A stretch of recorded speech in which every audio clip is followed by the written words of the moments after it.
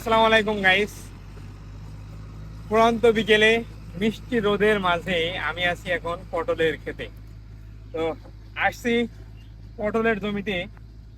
দেখতে পাচ্ছি আমাদের একজন কৃষক ভাই, আমাদের সকলের পরিচিত মুখ, বিশেষ করে আমার পরিচিত মুখ হাবু ভাই এখান থেকে যে পটলের ভুঁইতে স্প্রে করছে। তো আমরা হাবু ভাইয়ের কাছে শুনবো যে হাবু ভাই এই যে পুরন্ত বিকেলে মিষ্টি রোদের মাঝে কি স্প্রে করছে পটলের ভুঁইতে। ভাই আসসালামু আলাইকুম। ওয়ালাইকুম আসসালাম। কি অবস্থা ভাই, কেমন আছেন? আল্লাহ রেখেছে ভালো। ভাই কি স্প্রে করছেন এখন? তেল স্প্রে করছি। কি কি স্প্রে করছেন? স্প্রে করছি আছে সিনজেন্টার এর নাম মনে আছে নাকি না? সিপিও না, তাহলে ওই যে ভিটামিন ওটা কি নাম? প্রোটোজিন, ওই যে গ্রাফিন ফ্লো, হ্যাঁ মিরাফিজু আর আছে শুকতারা, সুক্তারা, হ্যাঁ আর রাস্তেতারা। সেতারা আর যে এই তিনটে আপাতত দিচ্ছি। আচ্ছা ভাই স্প্রে করছে সিনজেন্টার, মিরাফিজ ডুও, সুক্তারা এবং আরটা কি বলেন ভাই? সেতারা। সেতারা, মিমপেক্সের সেতারা। তো আমরা ভাইয়ের কাছে শুনবো যে মিরাফিজ ডুও এবং সেতারা এটা ভাই কি জন্য স্প্রে করছেন কাজ কাছে ভাই? মিরাফিজ ডুও জি, এর কাজটা আপনি কি জন্য এটা স্প্রে করছেন পটলে বলেন? এটা ফল মোটা করার জন্য, গাছ ভালো রাখবে। হ্যাঁ, এটা কি তরল নাকি না, পাতা? আছে তরল, তরল গাঢ়।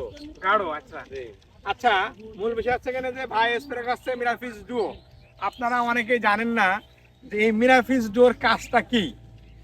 এই মিরাফিজ ডুও যদি আপনি স্প্রে করেন আপনার আবাদে, যেমন আপনি আবাদ আপনার কাকরোল বলেন, আপনার আবাদ পটল বলেন, আপনার আবাদ পেঁয়াজ বলেন, এই আবাদগুলো যদি আপনি স্প্রে করেন তাহলে আপনার এই পটলটা ভিটামিন, মিরাফিজ ডুও এটা হচ্ছে ভিটামিন জাতীয়। আপনার পাতা থাকবে সতেজ এবং পাতা থাকবে সুন্দর। পাতার বয়স বেশি হলেও কম দেখা যাবে এবং অনেকদিন যাবত ধর দিবে আপনার। দ্বিতীয় নম্বর কথা হচ্ছে যে মিরাফিজ ডুওর মধ্যে এক রকমের ভিটামিন আছে, যার কারণে এই ভিটামিনের কারণে আপনার পটল একাটা মোটা মোটা হবে, তাই তো ভাই? জি। পটল মোটা মোটা হবে। 6 দিনই তোলা যাবে। হ্যাঁ হ্যাঁ, 5-6 দিনই তোলা যাবে। 5-6 দিন ধরে, অর্থাৎ হাটের হাট আপনি 7 দিনে যে একটাই লং 7 দিন ধরে আপনি অপেক্ষায় থাকেন কবে আবার হাট আসবে এমন না। আপনি যদি এই মিরাফিজ ডো ব্যবহার করেন তাহলে আপনি 5 থেকে 6 দিনের মধ্যে তোলা যাবে। তোলা যাবে। আচ্ছা, আর এটা হচ্ছে সেতারা, এটার কাজ কি ভাই? এটা ছোট ছোট পোকা আছে, পাতার তলে পোকা থাকে, পোকা মারে। আচ্ছা, মিনাফিজ ডুওর পাশাপাশি ভাই এখানে স্প্রে করছেন মিমপেক্স দের সেতারা। সেতারা, যেটার কাজ হচ্ছে এখানে ছোট ছোট পোকা আছে পাতার তলে থাকে, এটা যদি স্প্রে করে তাহলে এই পোকা মরে যাবে আর কি। যাই হোক, তো ভাইয়ের সাথে কথা বলে আমরা বুঝতে পারলাম যে ভাই, আচ্ছা আমরা আরেকটা কথা বলি যে ভাই বিকেলে স্প্রে করার কারণটা কি? আমি সকালে তো করতে পারি। সকালে করলে রোদের তাপমাত্রা বেশি হয়, হয়ে ওদের ক্ষতি করে, জালি লাল হয়ে যায়। আচ্ছা আচ্ছা, আর আর বিকেলে যদি বিকেলে করা হয়? করলে তাপমাত্রা ঠান্ডা থাকে, জালি লাল হয় কম। বিকেলে করলে উপকার বেশি, তাই তো? উপকার বেশি, পোকাটা রাত্রি বেরোলে মারা যায়।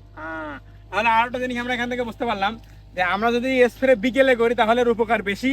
And আপনি যদি বিকেলে স্প্রে করেন এর উপকার কয়েকটা আপনাকে বলি। প্রথম যে উপকারটা আপনি পাবেন, রোদ কিন্তু পড়ে যাবে, অর্থাৎ পাতার উপরে আপনার যে স্প্রে ডাইরেক্ট দীর্ঘস্থায়ী হবে এবং পরবর্তীতে যত রোদ পড়বে তত সন্ধ্যা নেমে আসবে। আর সন্ধ্যা যখন নেমে আসবে আকাশ থেকে কুয়াশা পড়া শুরু করবে। আর আকাশ থেকে যখন কুয়াশা পড়া শুরু করবে তখন আপনার পাতার উপরে কিন্তু নিয়ের পড়বে, মানে এই কুয়াশাটা পড়বে, পাতাটা সম্পূর্ণ ভিজে যাবে।